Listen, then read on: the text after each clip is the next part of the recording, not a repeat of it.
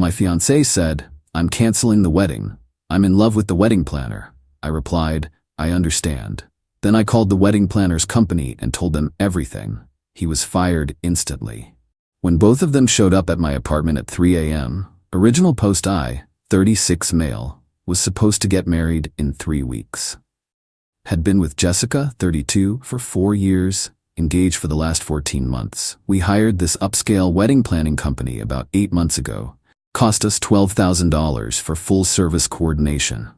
The wedding planner, Nolan, 29, was this smooth-talking guy who came highly recommended. Always dressed sharp, knew all the vendors, had that whole "I'll make your dreams come true" pitch down perfect. Jessica was impressed from day one. Looking back, the signs were there. The private vision meetings that I wasn't invited to. The late-night texts about centerpiece emergencies. The way she'd light up when he called. But I trusted her. Why wouldn't I? We were planning our wedding. Last Monday, Jessica asked to meet at our favorite coffee shop. She looked nervous, kept fidgeting with her engagement ring. Then she dropped it. "Brett, I need to tell you something. I'm canceling the wedding."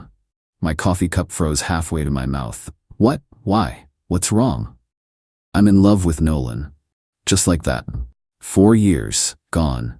No build-up, no, "We need to talk about our relationship." Just, "I'm in love with the wedding planner." "How long?" I asked. 2 months. We didn't mean for it to happen. It just did. 2 months. While I was taste testing cakes and picking groomsmen gifts, she was falling for the guy we were paying to plan our wedding. "So you've been?" "Yes." At least she didn't lie about that part.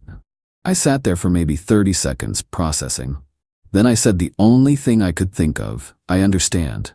She blinked. You do?" "Yeah, these things happen. I'll handle canceling everything." She actually looked relieved. "Oh, thank God, I was so worried you'd make a scene. Can we stay friends?" "Sure, Jessica, whatever you need." She left after some awkward pleasantries about dividing our stuff. I sat there for another 10 minutes, then pulled out my phone. First call, my buddy Greg, who's a lawyer. "Need you on standby, might have some contract issues coming up." Second call, Prestige Event Planning, Nolan's company. "Hi, this is Brett Morrison. I need to speak with Mr. Castellano, the owner. It's urgent regarding Nolan Thatcher." Update 1. The professional consequences got through to Mr. Castellano within an hour. Turns out, Prestige Event Planning has a very strict policy about fraternization with clients. It's in their contract, their employee handbook, everything. They've been burned before. "Mr. Morrison, what exactly are you telling me?" "Nolan has been having an affair with my fiancée Jessica for 2 months. She just ended our engagement to be with him. I have texts, emails, and I'm happy to provide her confession if needed." Dead silence for about 10 seconds. "Mr. Morrison, I am deeply sorry. This is unacceptable. We'll investigate immediately." "I'm not looking for a refund," I said. "I just thought you should know what kind of person is representing your company." That was Monday afternoon. By Tuesday morning, Nolan was done. Castellano called me personally. "Mr. Morrison, we've terminated Nolan effective immediately. We've also discovered he was using company resources for personal meetings with your fiancé. We'll be refunding your entire payment, plus a settlement to avoid any legal action. Would $18,000 be acceptable?" $18,000. Our $12,000 back, plus $6,000 extra. That's very generous, Mr. Castellano. "It's damage control, Mr. Morrison. We can't have this getting out. There will be an NDA, of course." "Of course. But here's the thing about NDAs. They only cover my interactions with the company. They don't cover what Jessica told me, or what I might share about my personal experience with my ex-fiancé." Tuesday evening, I started canceling wedding stuff. The venue, understanding the situation, I was honest, said the bride left me for another man, refunded half our deposit. The caterer kept their deposit, but it was only $2,000. The photographer, who I'd known from college, refunded everything. Then I did something petty. I posted on social media, "Wedding's off. Jessica fell in love with someone else. These things happen. Anyone need a DJ for December 15th? Already paid for." I didn't name Nolan, didn't have to. Jessica's friends knew who the wedding planner was. Update 2. The entitlement begins Wednesday night. I get a call from Jessica. She's crying. "Brett, what did you do? Nolan got fired." "I didn't do anything. I just informed his employer that he was sleeping with a client." You vindictive bastard, you said you understood. I do understand. I understand that he violated his professional ethics and his employment contract. Natural consequences, Jess. He's going to lose everything. His apartment, his car, they were all tied to his job. Sounds like he should have thought about that before starting an affair with a client. I'm a person, not just a client. To him, you were both, and that's why he got fired. She hung up on me. Thursday morning, 7 a.m., someone's pounding on my door. It's Jessica with her sister Meredith. Meredith starts immediately. You need to call that company and fix this. Tell them you were mistaken. Morning to you too, Meredith. No. No? You destroyed Nolan's career over jealousy. I reported an ethics violation. His company made their own decision. Jessica jumps in. Brett, please, he's talking about suing you for defamation. I actually laughed. Or what? Telling the truth? Good luck with that. I have your confession, text between you two, and a recording of our coffee shop conversation. You recorded me? One-party consent state, Jess. Completely legal. Meredith tried a different approach. What about the deposits? The wedding costs? Jessica says you're keeping everything.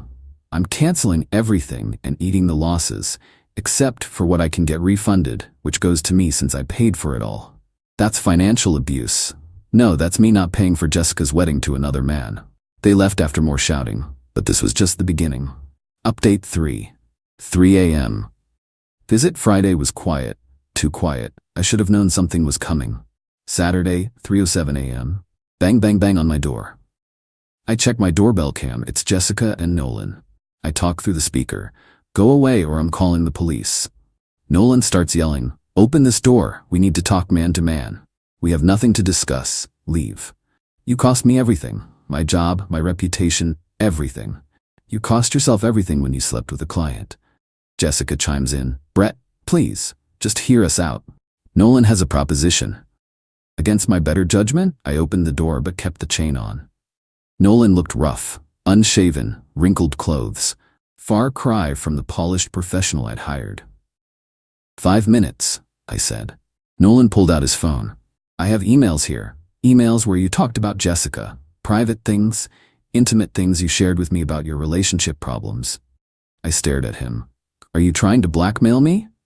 I'm trying to make a deal. You call Castellano, say it was a misunderstanding and these emails stay private.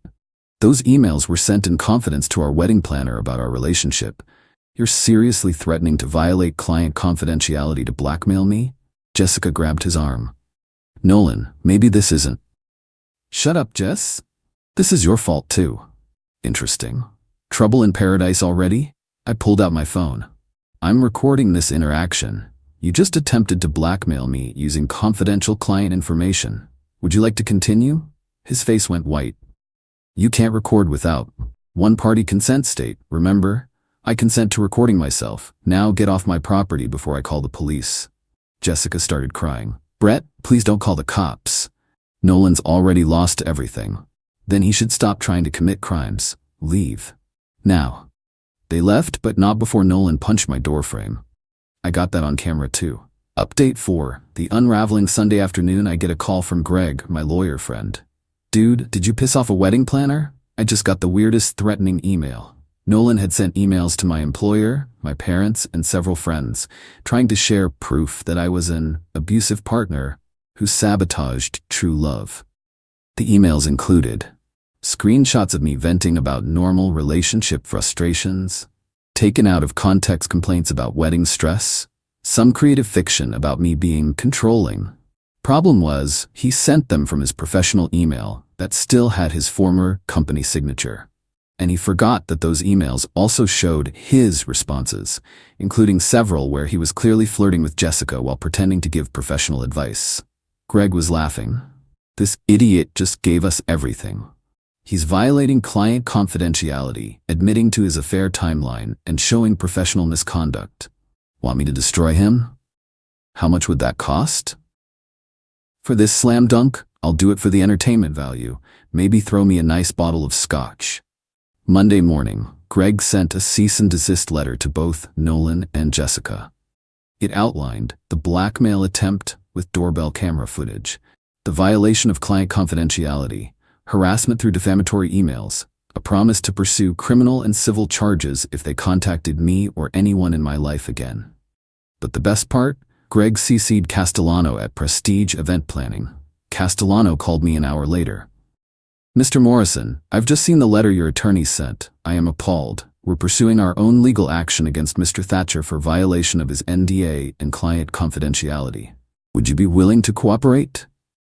Absolutely. Turns out, Nolan's contract included a clause that he couldn't use client information for any purpose outside of company business for 2 years after termination.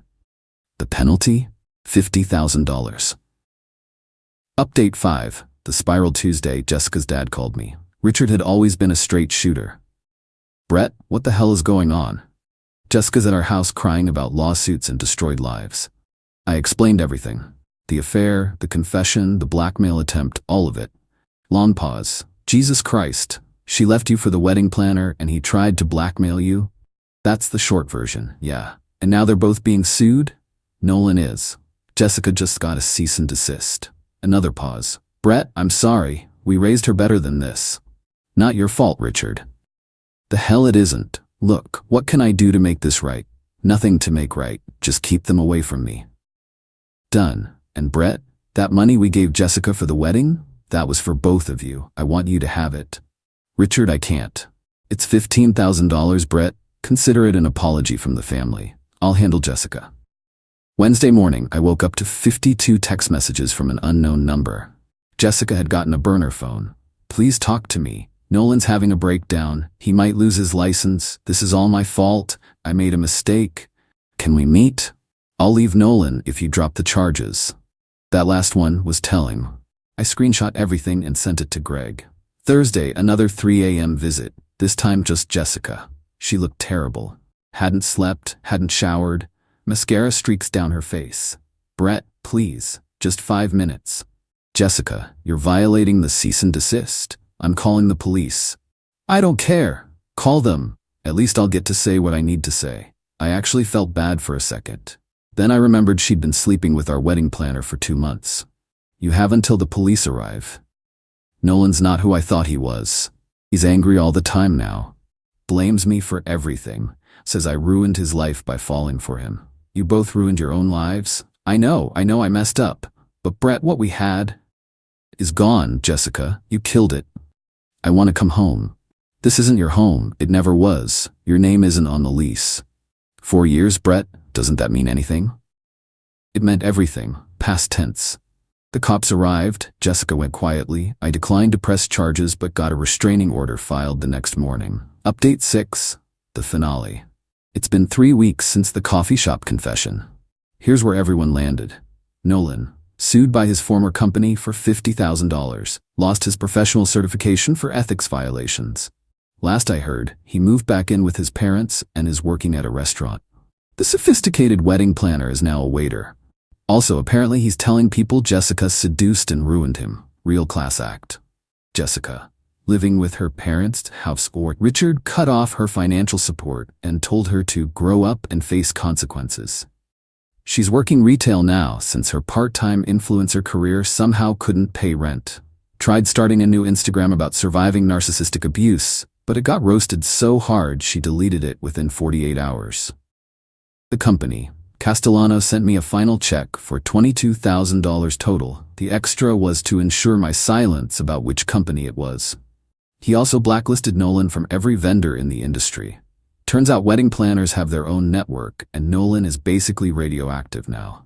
Me? I'm doing okay. Not great, not terrible, just okay. Went to therapy for a few sessions to process everything. Took a solo trip to Vegas with some of the wedding refund money. Lost $500 at blackjack, but had a blast. The apartment feels different now. Emptier, but also cleaner somehow. Like I fumigated the place of toxic energy, or whatever Jessica would have called it. My brother summed it up best. She left you for the help and thought you'd just take it. Instead, they both got exactly what they deserved, each other and nothing else. Final update. One last visit yesterday, 6 weeks post-confession. I got one final visit. Not from Jessica or Nolan, but from Nolan's ex-girlfriend Valentina. You're Brett, the groom? Ex-groom, but yeah. I wanted to thank you. Turns out, Nolan had been gaslighting her for months about why he was coming home late, why he was so secretive about his phone. She suspected something, but he convinced her she was paranoid and controlling. When he got fired and the truth came out, everything clicked. He'd been cheating on me with your fiancée while planning your wedding. We actually grabbed coffee and compared notes. The overlap was insane. Nights he told her he was with vendors, he was with Jessica. Times Jessica told me she was with her sister. She was with him. Valentina's parting words: they deserve each other. Two cheaters who threw away good relationships for a thrill. Let them live with that. Edit, since people keep asking. Yes, I kept the ring. Sold it for $8,000, took a loss but worth it for the closure. No, I haven't started dating yet. Still processing. Yes, Richard still checks in on me. We grab beer once a week. No, I don't regret anything. They made choices. I just made sure there were consequences. The $22,000 from the company plus $15,000 from Richard, plus $8,000 from the ring, plus various refunds, which I actually came out ahead financially. Sometimes the best revenge isn't elaborate. Sometimes it's just letting people face the natural consequences of their actions while you refuse to be their safety net. Jessica wanted Nolan so badly she threw away 4 years. Now she's got him, unemployed, angry, and bitter. Nolan wanted to screw a client so badly he risked his career. Now he's got exactly what he earned. Nothing. As for me, I dodged a bullet. Better to find out now than after the wedding. The universe did me a favor, even if it hurt like hell at the time. Done with this chapter? Next one starts now.